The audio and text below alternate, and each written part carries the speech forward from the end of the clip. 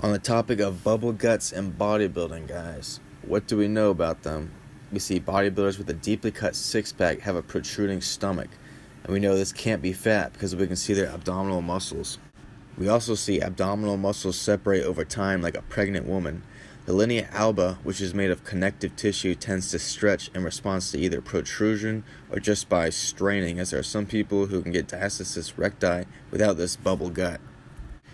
We're going to look at some common hypotheses, and then I'm going to give my hypothesis, which I believe you guys will see makes more sense. So the most common theory is that this is from excessive growth hormone intake.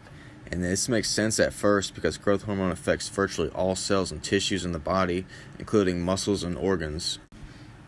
But look at the people with gigantism, the people who actually have a pituitary tumor and secrete excessive amounts of growth hormone. They grow 8 to 9 feet tall, and their tongue, face, and hands grow, giving them a distorted look.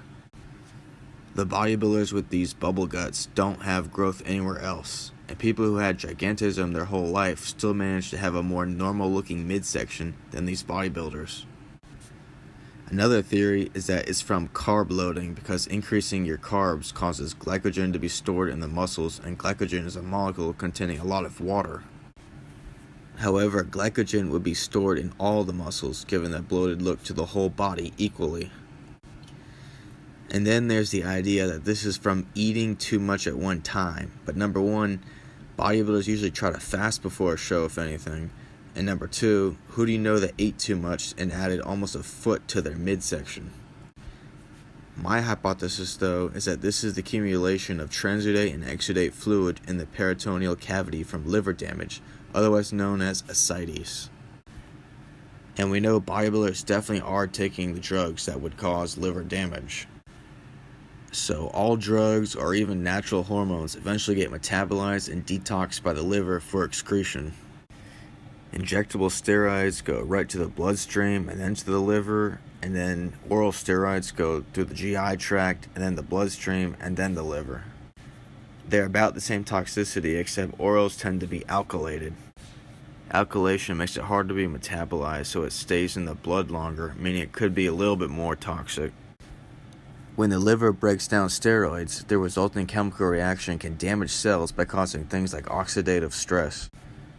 Now, we have a lot less of these liver cells or hepatocytes to produce albumin, the protein that retains fluid in the bloodstream as part of the oncotic pressure.